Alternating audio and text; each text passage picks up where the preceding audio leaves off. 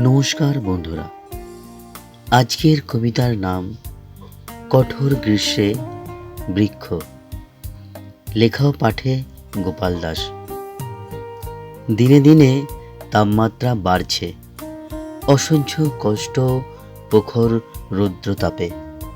পুকুর ডোবা, খাল বিল শুকিয়ে উন্মুক্ত কাদামাটি রুক্ষ সূক্ষ্ম।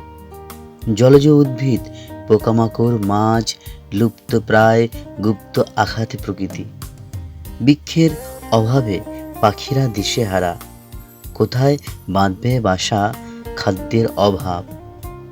হাজারো পথিক বহু পথ অতিক্রম করে কোথায় পাবে একটু ছায়া। চাষের মাঠ ঘাট, রুক্ষ সূক্ষ্ম জমি, চাষিরা কি করে ফলাবে ফসল। চারিদিকে দূষণ, ভীষণ মারাত্মক ক্ষতিকারক, জীবন সংকট ভীষণ।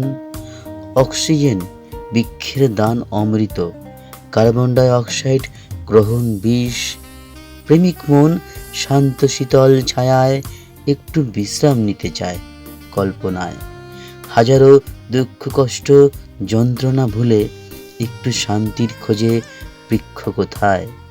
যেদিকে দুচোখ চায় শুধু ঘরবাড়ি, কালো পিচ, রাস্তা সারি সারি। সমগ্র মাটি জুড়ে দেখা যায় কংক্রিট। বৃষ্টির জল নালা নর্দমায়